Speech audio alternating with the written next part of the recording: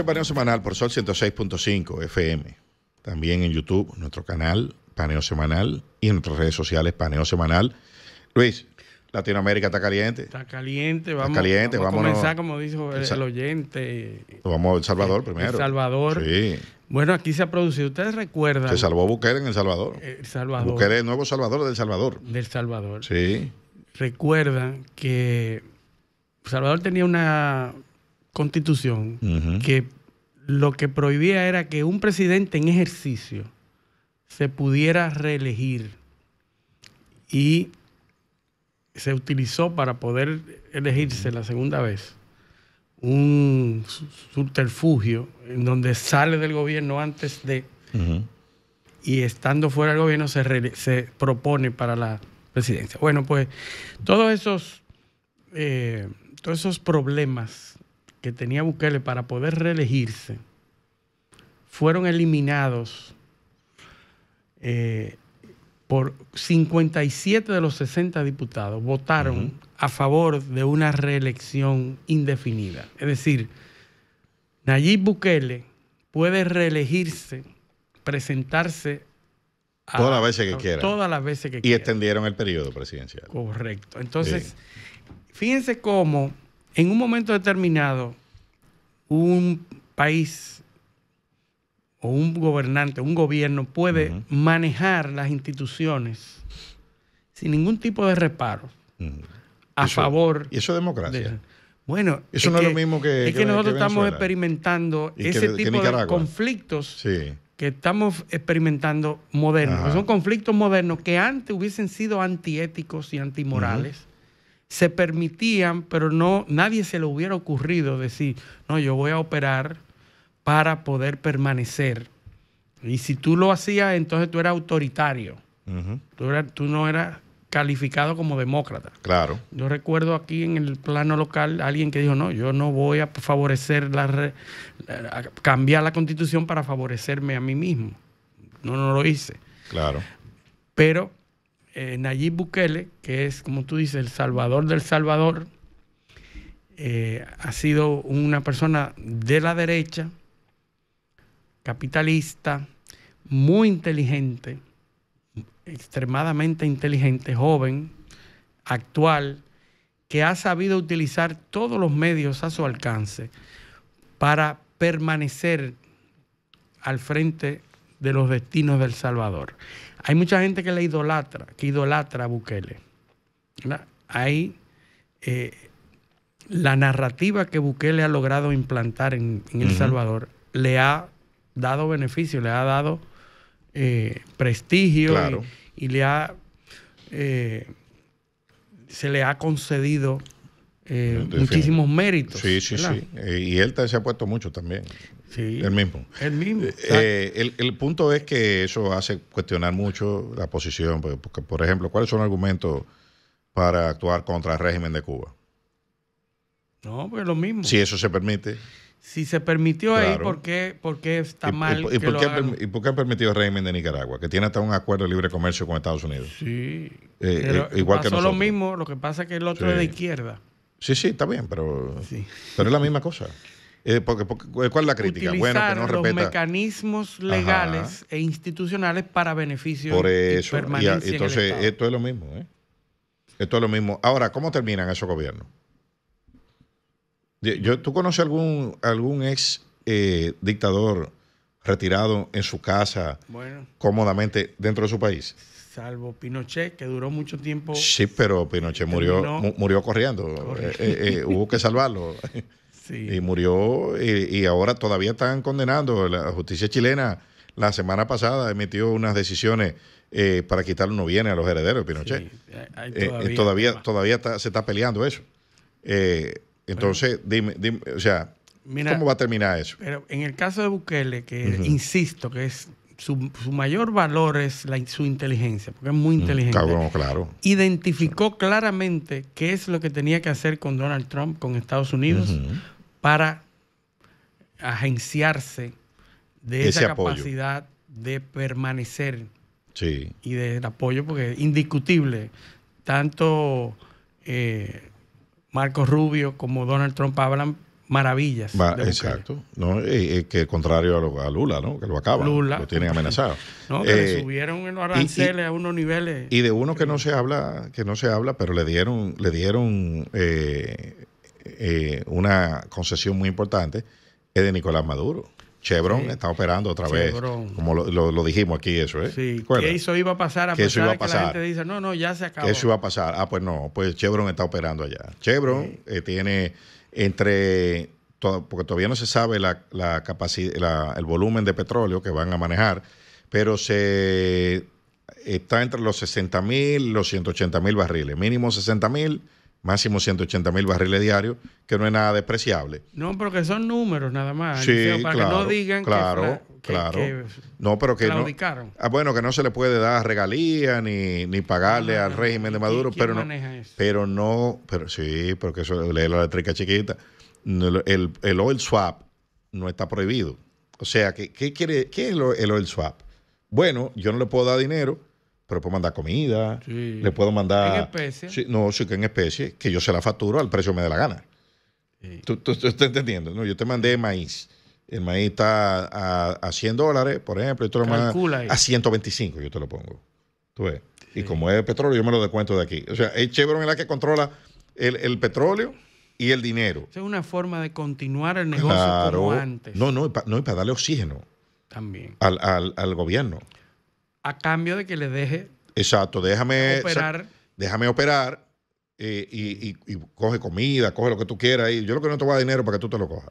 Sí, pero te mando comida para que tú la revendas y tú hagas negocio. Y después yo acusarte de corrupción. Y a partir de ahí ya Venezuela ha mejorado. Exacto. No. Exacto.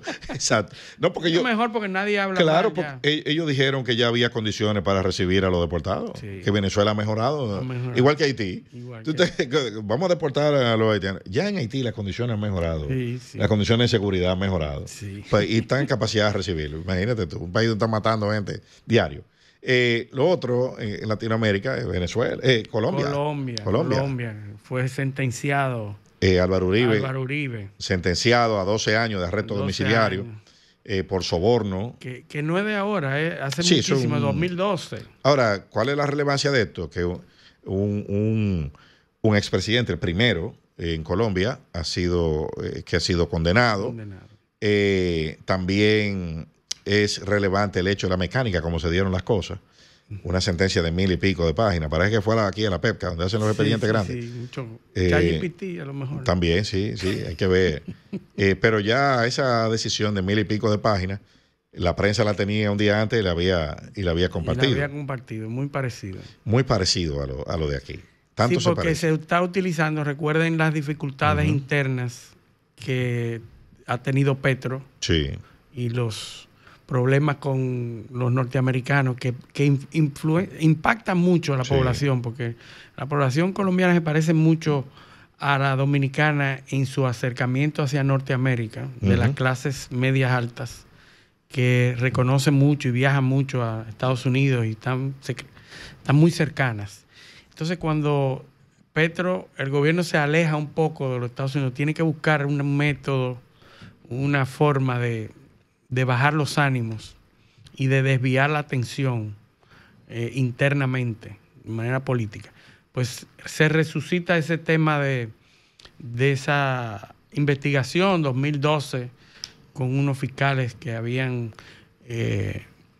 encontrado indicios de soborno a presos para que testificaran en contra de otros políticos. Y entonces, después de eso, el gobierno anterior desistió de esas persecuciones y lo minimizó y se quedaron ahí. Ahora una fiscal retomó el caso, lo persiguió y parece ser que los jueces han encontrado. Pero Álvaro Uribe... a pesar de que no puede ser candidato ya, pero ha sido una fuerza decisiva que ha contribuido a que, sí, claro, Juan Manuel Santos y también Iván Duque, que fueron presidentes con el apoyo, de la fuerza. Álvaro Uribe, que ha sido uno de los políticos más influentes. Sí, porque los que están en el gobierno ahora eran los enemigos de Uribe, son los guerrilleros. Sí, a lo que él combatió. A lo que Uribe combatió. Sí. Entonces, yo he dicho... Y lo destruyó. Yo he dicho que en América Latina se dan unas transiciones interesantes. Porque usted pasa de ser enemigo del Estado, de las instituciones, de la Constitución y de todo, a dirigir el mismo Estado del que usted era enemigo. Sí. ¿Usted entiende? Usted construyó su capital político siendo enemigo del Estado, sí, enemigo de los ricos, enemigo de... Entonces ahora usted pasa a ser el jefe del Estado del que usted era enemigo. Y atacar a los contrarios. Sí, y entonces a usar utilizando las mismas tácticas que usted criticaba, por las cuales usted decía que usted era enemigo del Estado. Sí. O sea, en Nicaragua, en Venezuela, en Colombia, es la misma cosa. Es la misma cosa. Usted dice que usted es un justiciero social, un justiciero económico, entonces cuando usted llega hace lo mismo que hacían los otros, pero contra sus adversarios. Sí. Bueno, entonces, ahora Uribe va a la Suprema, al Tribunal Superior. Sí, tenía 10 días para apelar. Tiene ya 10 o 15 días, eso es la semana que viene. Se va a apelar y se va a ir entonces al Tribunal Superior, que es como la Suprema de aquí, ¿verdad? Sí. Y entonces a ver si se le ratifica esa sentencia. Así es. Lo veo difícil que la revoquen, pero bueno, eso va a cambiar el panorama político colombiano. Sí. O puede influir de cara al proceso electoral que viene, creo que el año que viene. Y yo la verdad que no sé, no he visto las encuestas, cómo está el gobierno o los candidatos oficiales, no sé, entiendo, no sé si Petro puede presentarse de nuevo a la reelección. Sí, yo creo que sí, porque es un solo gobierno. Sí, entonces habrá que ver la consecuencia que va a tener esto, pero obviamente, repito, va a tener alguna repercusión en el proceso electoral próximo colombiano. Entonces, Luis... Sí, bueno, la evaluación del país es 41.7 positiva y 57.2 negativa. Exacto. Es una encuesta de abril. 57% negativa, ¿verdad? Y 41.7 positiva. Imagínate tú gobernando con ese nivel de vamos a decir, de rechazo. De rechazo. Y cerca de unas elecciones cerca, ¿verdad? Eso no va a ser fácil, porque es que esto ha sido una controversia desde el principio. Petro se ha peleado con todo el mundo en Colombia. La vicepresidenta está con las armas en la guerrilla. En la guerrilla, muchos complots que tienen y se están hablando. Me parece mucho la narrativa que utilizó Maduro en su momento. Habla de las mismas cosas, los mismos cuentos. No puede reelegirse Petro. La Constitución se lo prohíbe. Bueno. Pero para buscar sucesor va a tener problemas. Porque con ese nivel de popularidad del gobierno no va a ser tan fácil. Y finalmente nos quedan 5 minutos, 6 minutos. Vamos a hablar un poco del panorama local. Nos piden aquí por ¿qué es YouTube. lo que va a pasar en 2028?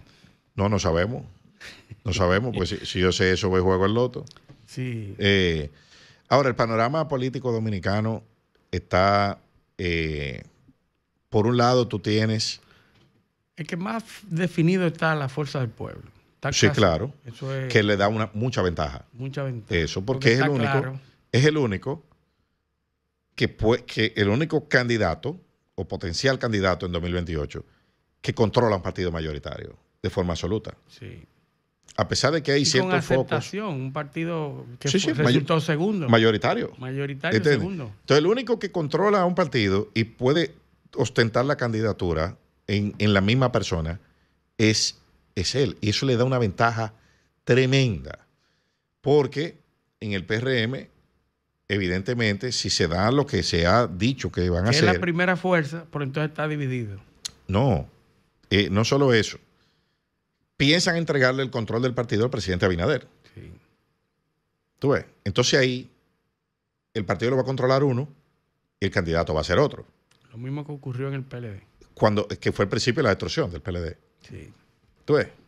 Del fracaso electoral posterior. Porque ahí se dio el control también bajo un pacto de que quien controlaba el partido iba a volver a ser el candidato, que era el presidente Fernández. Sí. O sea, mira, ve, gobierna, yo me quedo con el partido porque yo vuelvo a gobernar. Aquí esa variable está anulada. Sí, porque no puede volver. Porque el presidente Abinader no puede volver a gobernar. Entonces ahí va a venir una cosa, una situación que va a haber que manejar. Eso por un lado. Por otro lado, en el PLD, lo mismo. Quien controla el partido no puede ser candidato. Se está hablando de traer a Gonzalo otra vez, a Ruedo. Eso, yo no entiendo que eso no va. Viable, no. Ahora, en términos de propaganda, le conviene al PLD, porque lo aglutina, lo mueve, o sea... lo define un poco, ¿verdad? Claro. Y Gonzalo, hay mucha gente a la que le resulta simpático, ¿tú entiendes? O sea, para mí su momento político pasó. Ya pasó, claro. Ya pasó. Pero hay gente que le ven cualidades positivas y sobre todo... En Estados Unidos, los que son candidatos y pierden, desaparecen del escenario político. Aquí no. Bueno, él lo hizo, desapareció, está intentando volver. Sí. Porque él se salió de todo. Sí. Entonces, eso por ese lado. Entonces, habrá que ver. ¿Quién tiene Gonzalo vivo? O el desempeño pésimo de esta administración en el tema de las obras públicas. De la inversión pública. O sea, a Gonzalo lo tiene vivo y positivo en el imaginario popular la pésima gestión desastrosa de Línea Ascensión y la gestión que hasta ahora sin pena ni gloria de Eduardo Estrella. Sí. ¿Entiendes? Eso es lo que lo tiene en el escenario. Entonces, ahí va a ver que, decía Andy Dawager esta semana, que los candidatos del PRM, si el gobierno no hace lo que tiene que hacer en materia económica, que no lo va a hacer, porque no es solamente una reforma fiscal. No es solamente una reforma fiscal, porque ¿cuánto va a recaudar la reforma fiscal? 1.2 del PIB, 150,000 millones de pesos. ¿A costa de qué? Exacto, de apretar a todo el mundo. Tú vas a recaudar probablemente 150,000 millones de pesos, 125,000 millones de pesos. Bien, eso no te resuelve nada en el gobierno. ¿Por qué? Porque eso tiene que ir acompañado de un recorte de gastos, que a eso es que el gobierno le tiene miedo. O sea, tú le estás diciendo, yo no puedo gastar 1.700 millones de dólares en subsidiar energía. No puedo haber nombrado 100,000 empleados públicos nuevos. No puedo tampoco dar 1.700 pesos en Supérate y esos programas a 1.400.000 hogares, cuando los indicadores de pobreza te dicen que son menos de 700,000 pobres. No, y como dijo Andy Dawager, que se está tomando el dinero de los préstamos para porque el gasto corriente eso es 17% del PIB y la presión tributaria es 14%. Tú tienes un déficit de 3% en gasto corriente nada más. ¿Tú ves? Uh-huh. Entonces, y el 40% de ese déficit está en el sector eléctrico. 1.700 millones, dice Celso Marrancini el lunes. Sí, 850 millones de dólares. Lo soltó así, como no dijo nada. 850 millones de dólares son de subsidio a tarifa. O sea, ¿cómo tú vas a desmontar eso sin que se te arme una situación aquí? O dale 15 horas de apagones a eso que tú le estás subsidiando 850 millones de dólares. O decirle a 300,000 de esos hogares que tú le estás dando una tarjetita de 1.700 pesos, tú se la vas a quitar. O decirle a los 2 millones y pico de gente que tú metiste en el SENASA, de la forma que lo hiciste, que ahora eso te va a costar 2,000 pesos mensuales. No lo vas a poder hacer. Entonces, a eso es que se le anda corriendo. Y eso lo va a tener que manejar este gobierno y manejarlo ahora. Porque si no, si dejan que se peguen las elecciones, el que se salga va a tener que entrarle. Y para eso es que llegó Magín. Porque sí, si Magín asume esa responsabilidad. Magín va a asumir la responsabilidad de la parte fiscal, pero el recorte de gasto va a tener que hacerlo el presidente. Y el que no quiera pagar parte de esa factura tiene que salir del gobierno ahora. Bueno, llegamos al final. Agradecerles a nuestros oyentes su sintonía este sábado y pedirle que con el favor de Dios nos acompañen el próximo sábado en otra edición de Paneo Semanal. Hasta entonces.